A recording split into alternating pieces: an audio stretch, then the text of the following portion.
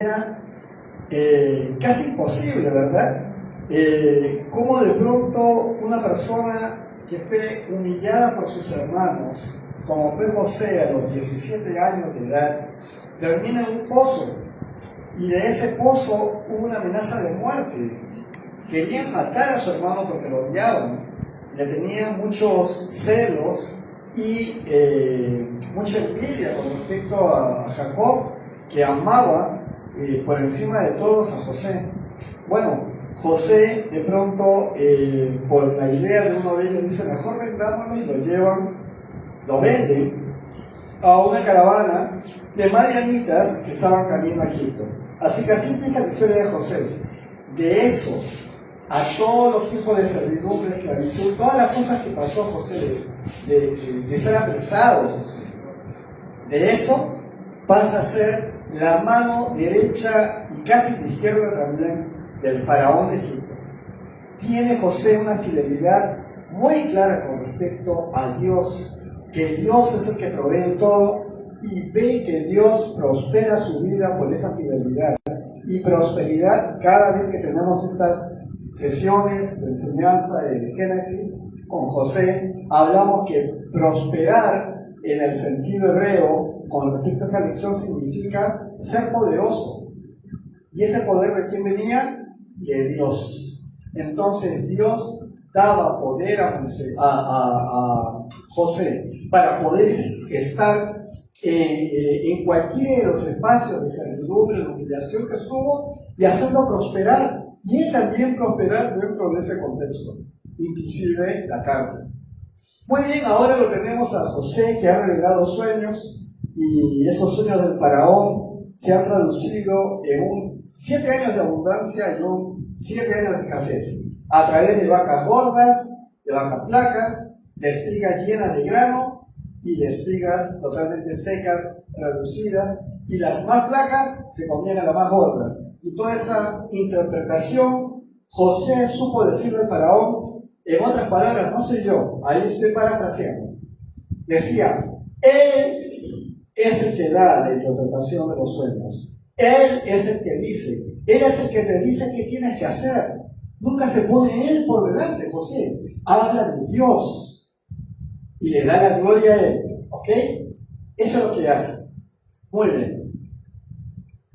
El faraón, siendo idólatra, siendo totalmente pagano, siendo él mismo una deidad para su pueblo, y él creyéndosela, habla del Dios de José. Y ve que el Dios de José está con él. Entonces le da todo. Dice que lo único que tiene encima José es el faraón, el trono, pero está a cargo de todo Egipto. Y en ese tiempo se cumplen los 7 años de abundancia, y en ese tiempo se cumplen los 7 años también de hambruna. Ya estamos hablando, yo la vez pasada les dije un José de unos 50 años, en realidad un poco menor, cuando está encontrándose en esta situación que ahora hemos visto hasta la semana pasada. Hemos visto que José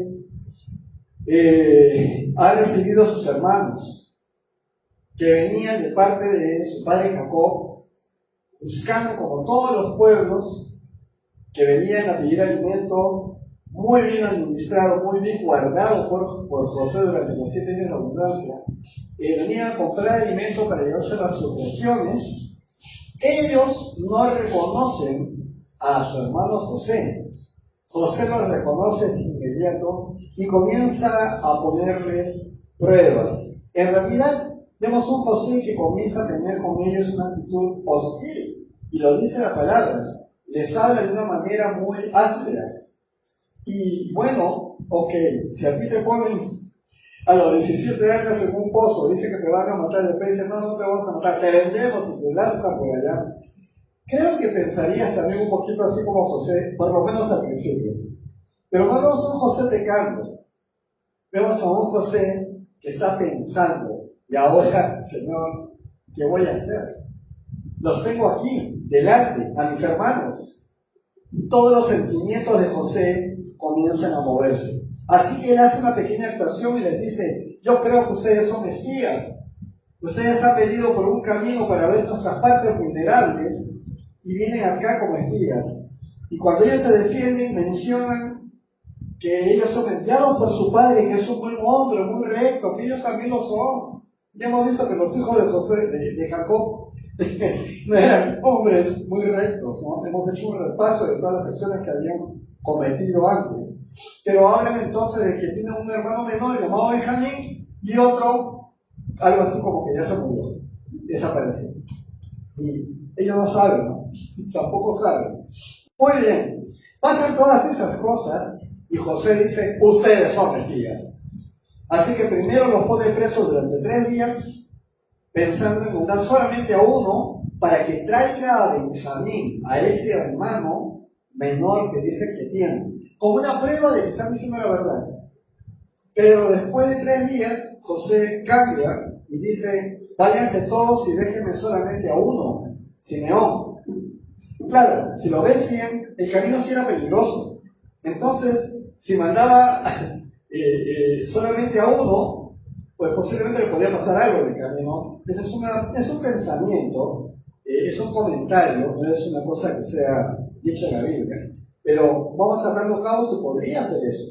Lo cierto es que todos los hermanos van y se llevan la comida, se llevan los granos de trigo, todas las cosas, pero secretamente le ponen en los sacos, por orden de José, sin que ellos se den cuenta, el dinero que habían llevado con el que habían pagado el alimento, lo meten en los sacos.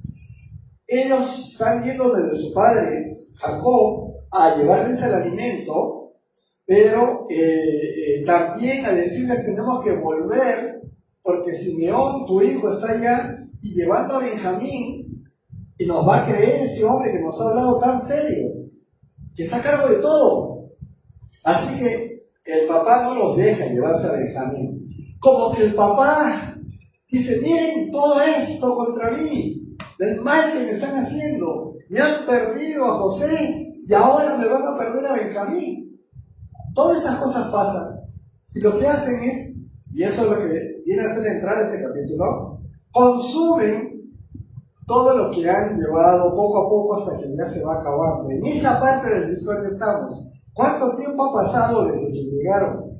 Comieron toda la provisión. Y hasta el capítulo 43 no lo tengo claro. Lo cierto es que Simeón ha estado preso todo ese tiempo allá. ¿Ya? Eso es lo que yo estoy viendo. Miren, el capítulo 43 nos muestra, quiero que lo entiendan bien ahora que lo vayamos a leer, una etapa que es profunda en la historia de José y en la historia de los hermanos de José. Por supuesto de su papá también, pero el 43 habla de José y de sus hermanos. Dios está tratando, miren, con las conciencias de los hermanos, está tratando con los miedos y con los corazones, incluyendo el de José, que es amo y señor de la situación, pero es el hermano menor de todos ellos, excepto de Benjamín, ¿no? Entonces están luchando con sus sentimientos y con cuántas cosas más, tantos años de servidumbre y de golpes. Entonces, acá hay una manera que el pastor Charles Smith enseñaba respecto a esto, diciendo que Dios obra silenciosamente aun cuando no somos conscientes de ello. Dios nunca deja de actuar y de ir haciendo su obra. La obra de Dios se va a hacer sí o sí. Cuando pensamos nosotros que algo podemos hacer para detener o cambiar la obra de Dios, estás equivocado, estás equivocada. La obra de Dios se va a hacer de todas maneras. Él está obrando todo el tiempo en tu vida y en la mía. Y fíjate cómo lo hemos separado: conciencias, tus temores y el estado de tu corazón. Estado de gozo, estado de angustia, ¿en qué estado se encuentra ese corazón? En todo el Señor va obrando sin que tú lo veas. Así que vamos a empezar a leer el capítulo 43, los versículos 1 y 2, que dicen así. ¿Hemos orado? Vamos a orar antes de empezar, ¿qué les parece? Ha sido una tremenda introducción, pero sí, es importante que el Señor nos guíe. Señor, te damos gracias Señor, por una nueva noche, un nuevo tiempo viendo tu palabra. La historia de José, Señor, y lo que hiciste a través de él, con su familia, nos muestra el estado de nuestra condición humana, nuestros pecados, pero también nos vemos involucrados totalmente en esa gracia que nos has dado, Señor, y que permite que personas como esa familia tan complicada como era la familia de Jacob, empezando por Jacob, todos los hijos y sus acciones, sus malas decisiones, y José mismo ahora, quien se perfila como una persona tan limpia dentro de su condición humana, tan recta y tan próspera por ti, pero luchando también con sus sentimientos. Guíanos, Señor, en este tiempo. Guíanos en esta lectura, te lo pido en nombre de tu Hijo Jesús. Amén y amén. El hambre dominaba en la tierra, así que al consumirse todo el trigo que habían llevado de Egipto, su padre les dijo. Y antes de seguir, ¿qué cosa pasó entonces? El hambre estaba presente, recuerden que eran 7 años, pero ellos ya habían consumido todo el trigo. Así que, siendo 10 hermanos que habían regresado con todas estas cargas de trigo, pues han pasado bastantes días. ¿Qué cosa les dijo su padre? Les dijo, regresen a Egipto y compren algo de alimento para nosotros. Jacob estaba preocupado por la comida, obviamente se le estaba acabando. No solamente eran los hijos, eran las familias de sus hijos y toda la servidumbre y todos los animales y todo lo que tenían. Así que Jacob estaba preocupado y les dice eso. Entonces estamos viendo aquí que el hambre obliga a tomar decisiones. Cuando uno está en circunstancias complicadas y te pones al filo, tienes que tomar una decisión. Te empuja a tomar una decisión. Dios usa la necesidad, apunta a eso si puedes. Dios usa la necesidad para empujarnos a obedecer y confrontar asuntos que tenemos pendientes, cosas no resueltas. La necesidad nos lleva a tomar decisiones sobre esas cosas. En realidad creo que todos tenemos cosas pendientes que queremos resolver.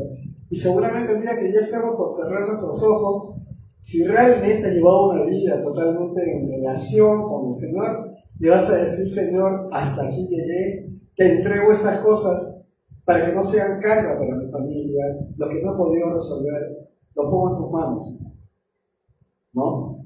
Pero entonces la necesidad te empuja a solucionar asuntos pendientes. Vamos a ver qué nos dice el capítulo 3 al capítulo 10. Aquí aparece uno de los hijos, Judá. Judá es aquel que había dicho matar a José, ¿no? Había estado él en ese complot. Entonces vamos a ver cómo actúa acá Judá. El capítulo 3 dice, pero Judá respondió y dijo, ese hombre claramente nos hizo esta advertencia, hablando de José, ¿verdad? Si no traen a su hermano con ustedes, no volverán a verme. Versículo 4. Nosotros iremos a comprar alimentos solo si tú envías a nuestro hermano con nosotros. Si no lo envías, nosotros no iremos. Ese hombre claramente nos dijo, si no traen a su hermano con ustedes, no volverán a verme. ¿Qué pasó con Israel, con Jacob? Parece que se hacía un poco, como decimos aquí, un poco loco, ¿verdad? ¿Se olvidó del tema de Benjamín? Yo estoy seguro que no. Lo tenía Benjamín apretado y agarrado así, no lo quería soltar. Y les dice solamente vayan. Pero acá está Judá diciendo las cosas como son. No podemos ir sin llevar a Benjamín. Entonces, versículo 6, dice, entonces dijo Israel, ¿por qué me hicieron ese daño de hacerle saber ese hombre que tenía otro hermano? Ahí está. Sí se estaba haciendo loco. No quería soltar a Benjamín. Versículo 7. Ellos respondieron, ese hombre nos hacía muchas preguntas acerca de nosotros y de nuestra familia. Nos preguntaban, ¿vive todavía su padre? ¿Tienen algún otro hermano? Y nosotros respondimos a sus preguntas. ¿Cómo íbamos a saber que él nos diría, traigan allí a su hermano? 8. Entonces Judá, otra vez Judá, le dijo a Israel su padre, miren bien lo que está diciendo, envía al niño conmigo y nos prepararemos para partir. Así no moriremos, sino que seguiremos con vida, tú y nosotros y nuestros hijos. Yo te respondo por él. Será a mí a quien le pidas cuentas. Si no te lo devuelvo, ni lo pongo delante de ti, para siempre seré ante ti el responsable. 10. Si no nos hubiéramos tardado tanto, ya hubiéramos ido y venido 2 veces. Dice Judá. Tiene razón, se demoraron un montón. Yo hubieran ido y vuelto. Pero era Israel el que no quería dejar a su hijo, ¿verdad? Estamos viendo a Judá que pasa del egoísmo primero de esos años atrás, pasa a la responsabilidad. Está asumiendo algo, la responsabilidad del cuidado de Benjamín delante del patriarca de Israel, de Jacob. Entonces acá Judá está mostrando un cambio real. Se ofrece como garante por Benjamín. Y el dolor que ha pasado Judá ha producido una transformación en él. Estos detalles son los que el Señor está trabajando en cada uno de nosotros cuando pasamos procesos. Estoy seguro que aquí presente, porque yo me menciono a mí mismo, hemos cometido errores, hemos cometido graves errores, de los cuales espero todos estemos arrepentidos. Cuando nos hemos arrepentido delante del Señor, el Señor, viendo nuestro corazón, por gracia, nos ha dado su Espíritu. Hemos caído a sus pies, es nuestro Señor. Esos pecados fueron borrados ya. Y tú debes saberlo. Pues estamos viendo aquí frutos de arrepentimiento en Judá, que está en ese momento asumiendo una responsabilidad. No era él el que quería y el que vendió finalmente a José. Así que Judá está mostrando una transformación, y esa transformación no es superficial, viene del corazón. Eso lo está haciendo Dios en él. Ahora vamos a ver del versículo 11 al 14, ¿qué dice? Dice así: entonces Israel, su padre, les respondió: si así tiene que ser, adelante, pongan en sus sacos de lo mejor que tenemos y llévenle a ese hombre un regalo, un poco de bálsamo, un poco de miel, aromas, mirra, nueces y almendras. Versículo 12. Lleven también una doble cantidad de dinero, junto con el dinero que encontraron en la boca de sus sacos. Tal vez fue una equivocación. Tomen también a su hermano y prepárense para volver con ese hombre. 14. Que el Dios omnipotente haga que ese hombre se compadezca de ustedes y les devuelva a su otro hermano y también a Benjamín. Y si he de quedarme sin hijos, pues sin hijos me quedaré. Ya, ahí vemos que Jacob tiene una fe, pero mezclada con miedo. Está, sí Señor, confío en ti, pero está temblando. Tiene miedo. Así que, ya pues, si me quedo sin hijos, ok. Pero está tratando de poner su mirada y su fe en el Dios. Cuando nosotros hablamos del Dios de Jacob, es porque Dios tenía una relación con Jacob. Y lo cuidó tantas veces que ya no deberían haber escenas como estas. Jacob sigue siendo débil, pero digamos, al final de cuentas, sigue confiando en Dios. ¿Ok? Jacob confía en Dios. Tiene miedo. Y Dios honra una fe sincera. Eso guárdenlo para ustedes también. Dios honra una fe de verdad, una fe sincera en Él. Aun cuando es imperfecta. Aun cuando la fe no es completa. Pero Dios honra esa. Si tuvieran la fe de tamaño de una semilla de mostaza, dijo Jesús, le dirían a ese árbol sicómoro: desarráigate de ahí y plántate en el mar. Eso es lo que dice Jesús. Le da una muestra a sus discípulos de que no tienen fe suficiente.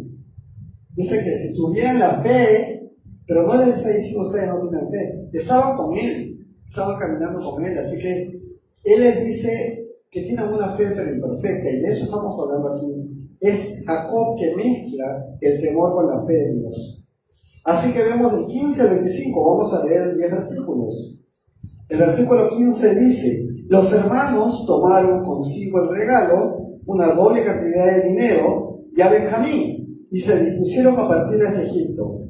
Al llegar se presentaron ante José. Cuando José vio que Benjamín estaba con ellos, le ordenó el mayordomo de su casa: lleva a estos hombres a mi casa, y mata a una res, y prepárala, porque hoy al mediodía estos hombres comerán conmigo.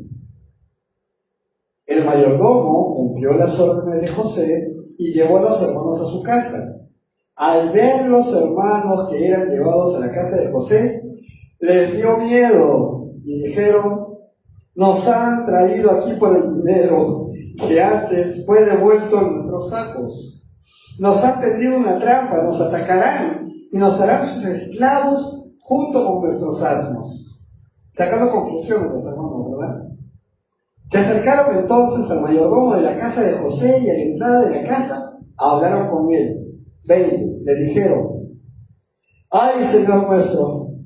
En realidad, al principio nosotros vinimos a comprar alimentos, pero sucedió que cuando llegamos al mesón y abrimos nuestros costales, allí estaba el dinero de cada uno de nosotros, en la boca de su costal, todo nuestro dinero completo, pero lo hemos vuelto a traer con nosotros. También hemos traído más dinero para comprar alimentos. No sabemos quién pudo haber puesto nuestro dinero en nuestros costales. 23. El mayordomo les respondió: tranquilos, no tengan miedo. Yo recibí el dinero de ustedes. El Dios de ustedes, miren cómo le está diciendo, y del Padre de ustedes habrá puesto ese tesoro en sus costales. O sea, el mayordomo está aceptando que él recibió ese dinero de parte de ellos cuando fueron a comprar el producto. Pero dijo: su Dios, el de ustedes, debe haberles puesto de nuevo el dinero ahí. Así que el nombre de Dios está siendo mencionado varias veces desde el faraón. Miren qué importante, escuchen un ratito esto. Cuando el faraón reconoce que Dios está sobre José, es el faraón el que está hablando y tiene ascendencia sobre todo el pueblo. Luego de mencionar esto, pone a José por encima de todo excepto de él y lo lleva y hace que las personas se doblen cuando José pasa en su carruaje y lo pone en orden de todo.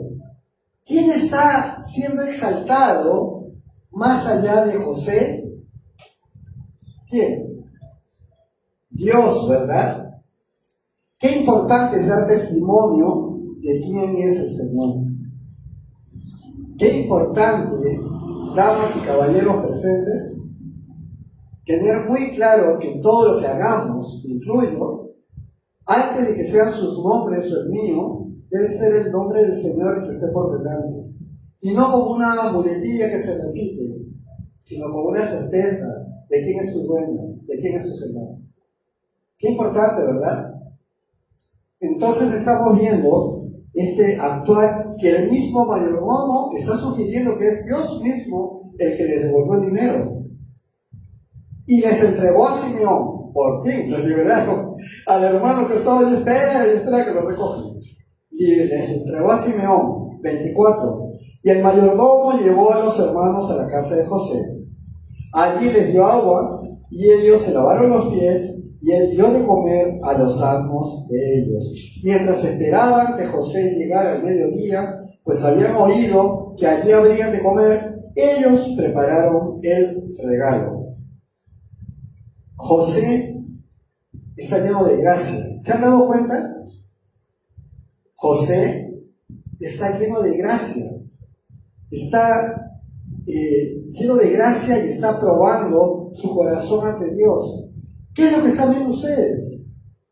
Ustedes no creo que llevarían a cualquier persona a su casa, ¿verdad? Se supone que estos eran espías, ¿cierto? Los han tenido presos. Y todas las cosas que han ido pasando. Ahora cuando han regresado y han traído a Benjamín, lo dice al mayordomo, llévalo a la casa, tenlo ahí, mata una res, vamos a comer juntos. Y están en ese miedo de qué pasará, y el mayordomo da fe por su amo. Y habla de Dios. Y les da tranquilidad, ¿verdad? José tiene un corazón lleno de gracia. Y esto lo estamos viendo en todos estos versículos. José actúa con gracia y sabiduría. Y antes de que haya una restauración completa, damas que están por aquí, sabrán de qué estoy hablando. Cuando alguien está en proceso de restauración, tiene que pasar pruebas. Tiene que pasar pruebas. Cuando estamos en un proceso de algo que ha sido roto por nosotros mismos, tú tienes la culpa, tú tienes la culpa, tú tienes la culpa, y estás en eso y de pronto paras en seco y dices, no podemos seguir así. Esto tiene que terminar en una reconciliación. Hay una negrura, una amargura que está invadiendo nuestra alma. Y debemos parar esto. Entonces, ¿qué es lo primero que viene? El perdón. Pero se tienen que pasar pruebas. Porque es, ya te disculpo, ya lo olvidamos. Eso no es real. Eso no es real. Vamos a volver a lo mismo. Acá estamos viendo que José nos está haciendo pasar por pruebas. Ellos están acudiendo a su conciencia. Hemos el miércoles pasado visto cómo ellos se acordaron de su hermano José y lo que le hicieron. Estamos pagando eso, dijeron. La conciencia se activó. Así que antes de una restauración completa, el corazón tiene que ser probado. El corazón tiene que ser probado. Fíjense, pero ¿por qué Dios permite que las personas, si Él ya sabe que las personas le van a traicionar, ¿por qué les sigue permitiendo que vivan? ¿O por qué les permite que tengan estas cosas? ¿Por qué en los últimos tiempos, a pesar de que Jesús va a reinar y en la tierra y todo va a ser ya sin pecado, ¿por qué Satanás va a ser liberado otra vez? ¿Por qué otra vez una parte de la humanidad va a ponerse en contra de Dios? Porque Dios prueba los corazones hasta el final. Es la única manera de tener absoluta fidelidad. Esto no tiene nada que ver con la misericordia, con la gracia misma. Misericordia porque no recibes el castigo que mereces, y la gracia porque recibes un regalo que no mereces. Pero en el proceso, tu corazón se va acostumbrando a estar premiado y a estar bien con Dios, y sigues haciendo cosas que sabes que no están bien, que no son agradables a Dios. Dios se va a ir prueba tras prueba tras prueba, y la misericordia de Dios se renueva cada día. Pero no abuses. Eso es así. Él tiene paciencia, pero ya hemos visto que la paciencia de Dios ya va a tener también un límite, como lo tuvo en los tiempos de Noé. Entonces, tenemos que tomar en cuenta que no abusar de la gracia, y más bien de ir viendo nuestro corazón cada día. El corazón tiene que ser probado. Del 18 al 23. ¿Perdón? Ok. Muy bien. Hay algo que está sobre los hermanos de José. Se llama culpa. Se sienten culpables, ¿verdad? Están en Egipto. La pregunta de ¿dónde estará nuestro hermano José? ¿Seguirá vivo? ¿Estará muerto? Y el cargo de conciencia, eso debe estar primando ahí. Por lo menos vemos que los miedos que ellos manifiestan, debe estar ocurriendo eso. Así que la culpa no resuelta, y ahí vamos con el tema de la restauración, la culpa no resuelta distorsiona tu percepción de la gracia. Si no le crees a Dios que ya te perdonó, si no crees que estás en la gracia, estás diciéndole a Dios mentiroso. Porque Él ya te perdonó, recibiste al Señor en tu vida, todas esas cosas difíciles que pasaste, muchísimas de ellas por tu propia responsabilidad y decisión. Todas esas cosas fueron limpiadas por el Señor. El pecado fue echado al fondo del mar. Pero si no lo crees, ¿qué estamos haciendo con eso? Distorsiona la percepción de la gracia. Dios no quiere que vivamos esclavos del pasado. No podemos seguir siendo esclavos del pasado. Y esta es una culpa que todavía pesa. Vamos a ver el 26 hasta el versículo 34. 26. Cuando José llegó a la casa, ellos le presentaron el regalo que habían llevado a la casa y se inclinaron hasta el suelo delante de él. José les preguntó cómo estaban y dijo: ¿cómo está el padre de ustedes, el anciano de quien me hablaron? ¿Vive todavía? ¿De quién está preguntando? Jacob, Israel, ¿verdad? De él está preguntando. Ellos respondieron: nuestro padre está bien y todavía vive. ¿Por qué les preguntan? Porque no había forma cómo saber si realmente su papá estaba vivo o no, ¿verdad? Así como ellos no saben si José está vivo o no. Por eso les preguntan. Y se inclinaron ante él con reverencia. Entonces, dice, José levantó los ojos y vio a Benjamín, su hermano menor, su hermano por parte de madre. ¿Se acuerdan? Raquel tuvo a José y a Benjamín, ¿verdad? Entonces su hermano por parte de madre. Y dijo: ¿este es su hermano menor de quien ustedes me hablaron? Y añadió: que Dios tenga misericordia de ti, hijo mío. Mira cómo lo llaman. Ahora, Benjamín no es un bebito, no se quedó bebito y siguió siendo bebito. Benjamín creció. Claro que ha crecido, ¿no? Han pasado años, pero le está viendo como su hermano menor, ¿no? De la misma madre. Y dice 30, pero por causa de su hermano, José se sintió muy conmovido, así que apresuradamente buscó dónde llorar. Esta es la segunda vez que José llora. ¿Se dan cuenta cómo está su corazón? Está soportando, llevando adelante un proceso. Yo estoy seguro que está siendo guiado por Dios. Claro que sí. Pero recuerden a Jesús. Siempre les traigo a la mente Lázaro cuando estaba enfermo. ¿Por qué no fue inmediatamente a sanarlo? Porque esto era para la gloria del Padre. Y todos los días que pasaron y luego cuando regresa y todo el llanto que hubo ahí, de pronto María de Betania que viene y se pone a llorar, y él ya no puede soportar y él comienza también a llorar. El corazón de Dios es un corazón hermoso, precioso, que siente y que te ve y está amándote con un amor que nosotros no podemos comprender. Y acá estamos viendo a José como una figura en este sentido. Está viendo el pecado, está viendo el engaño, está viendo la maldad. Todos sobre los hermanos, está viendo a su hermano que dejó de ver todos esos años, su hermano menor, y de pronto se conmueve y tiene que salir corriendo. Entonces entró en su aposento y allí lloró. 31. Pero se contuvo y luego de lavarse la cara, salió y dijo: sirva la comida. 32. A José le sirvieron aparte, lo mismo que a sus hermanos. También le sirvieron aparte a los egipcios que comían con él, porque los egipcios no pueden comer con los hebreos, pues para ellos es algo repugnante. Ya, miren, hay, en todo lugar se cuecen habas y hay situaciones que no se toleran. Aquí los egipcios no podían comer junto con los hebreos, era algo asqueroso para ellos. ¿Por qué? Porque no eran egipcios. Ok, eso es todo. Así que los hermanos de José, dice 33, se sentaron delante de él, según su primogenitura, de mayor a menor, y en el orden de sus edades. Y unos a otros se miraban totalmente atónitos. ¿Por qué creen que se miraban atónitos? ¿Cómo sabía José sus edades?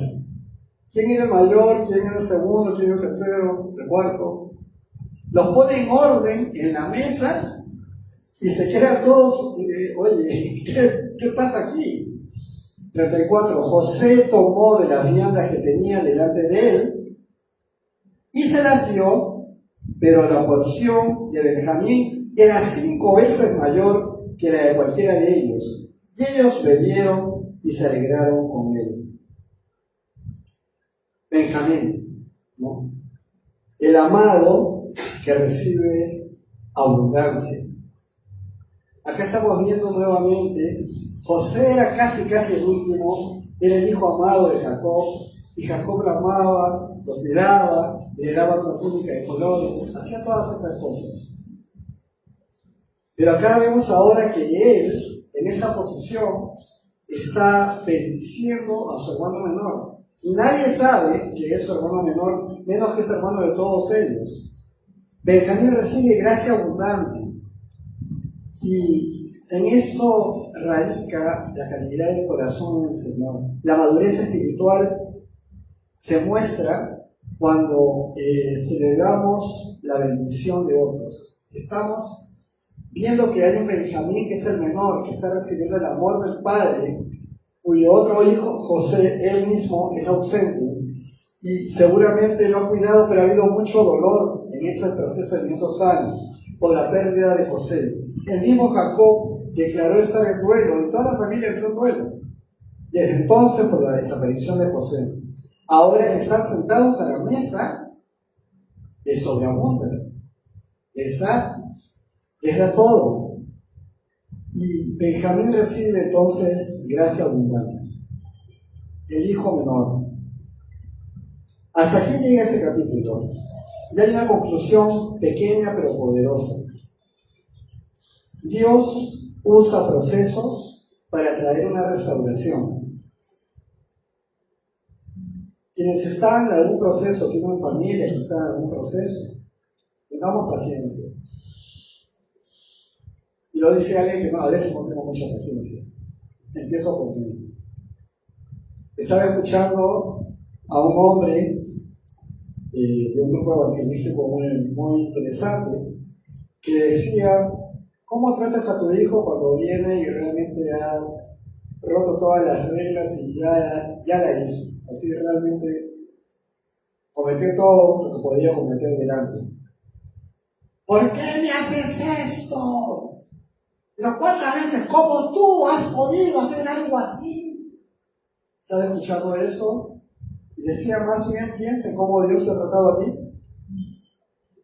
cómo tiene misericordia de ti y cómo, siendo hijos de Dios, te derrama gracia, te ha dado la garantía de la eternidad con Él y da gracia sobre gracia constantemente. Estás sentado hoy aquí, estás sentada hoy aquí, porque no te ha dejado el Señor morir. Él te sostiene en sus manos y no te pierde. La gracia de Dios va mucho más allá de tu entendimiento y del mío. Solamente recíbela, porque para eso lo da. O tienes que poner alguna condición cuando alguien te da un regalo. Te da el regalo y tú lo recibes, ¿y qué cosa dices? Gracias. ¿Que por qué te lo dio? Puede ser que lo sepas, o como en el caso de Dios, solamente lo puedes atribuir a ese amor ágape, sacrificial, que tuvo para tener una reconciliación contigo, que te creó y te puso hasta la última célula. Tener una reconciliación contigo lo glorifica a Él y a ti te da gozo, porque estás en paz, estás en gracia. Y la gracia no desaparece. Piensa en esto. Piensa en esto. Esos procesos de restauración por lo que estamos pasando, por lo que nuestra familia está pasando, son necesarios y son dolorosos. Pero cuando lo superas y vas al siguiente nivel, por decirlo de alguna manera, de alguna figura, el gozo es indescriptible. Te das cuenta lo que se ha recorrido. Y si te lo vas a atribuir aquí, estás equivocado. Mira quién te está guiando, si has confiado en él. Donde hay humildad, acuérdense de José, humilde, servidor, santo. Esas formas de búsqueda de José dan esas 3 características Donde hay humildad, responsabilidad, acuérdense ahora de Judá, este hombre que está siendo transformado, el hijo de Jacob. Donde hay obediencia, estamos viendo que están siendo obedientes. Se les dice algo y lo están cumpliendo, ¿se dan cuenta? Por obligación, como quieras. El que rompió un poco el tema fue el mismo Jacob, porque no quería perder a Benjamín y lo retuvo ahí en su casa a los hijos. Pero están actuando en obediencia. El papá les dice, vayan y van. Lleven y llevan. Traigan y traen. Están actuando en obediencia. ¿Cómo estaban en los tiempos de José a los 17 años? Vayan a pastorear. José iba a ver de parte de su padre, no estaban ahí, estaban en otro lado. Desobedientes. Ya no son así. Y no es porque sean más viejos. No es porque sean más viejos. Humildad, responsabilidad y obediencia es lo que estamos viendo aquí en la actitud. Y en esos aspectos, la gracia siempre va a triunfar en ustedes. Pero ¿cómo esta persona, que la conocía así, cómo puede estar de esta manera? Por gracia. Por gracia. Pero si se ha portado así conmigo o con mi hijo, déjale su momento y su tiempo. Acuérdate de Jesús cuando va con Pedro, y Pedro voltea y dice, ¿y esa qué? Cuando ve a Juan que lo sigue, ¿y tú qué con él? Sígueme tú. Solamente síguelo tú. No mires a los demás.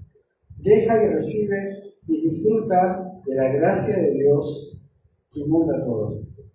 Eso es lo que está viendo aquí de parte de José a sus hermanos que todavía no saben que son sus hermanos. Espero que esa lección haya sido tan nutrida como para mí. Vamos a ver. Señor, gracias por el ejemplo de José. Gracias por el ejemplo de los hermanos y del mismo Jacob, Señor. Gracias por lo que nos está mostrando el día de hoy. Tener un corazón dispuesto como el que tú tienes para con nosotros, pecadores, maltrechos, pero que hemos caído en gracia. Somos santos porque tú nos has hecho santos, Señor, delante de ti. Nos has dado a tu Hijo, Señor, con tanto amor, y tu Hijo nos guía ahora, donde el Espíritu Santo toma todo lo que es de Él para que podamos tenerlo a Él, llevándonos en luz en este mundo de pecado que está pronto a llegar ya a su fin. Señor, guíanos en lo que queda del día, si permites que podamos abrir nuestros ojos mañana. Oramos por aquellos que no tienen tu palabra, que no la soportan, que no soportan la luz. Oramos por aquellos que están tan cerca de nosotros y sin embargo no entienden lo que nosotros ya entendemos, hemos recibido y conocemos de ti. Guíanos, Señor, en toda sabiduría para poderles hablar con el amor y con la gracia que tú nos has dado, Señor. Lo decimos en tu nombre, Señor Jesús. Amén. Amén. Vamos a cantar al Señor.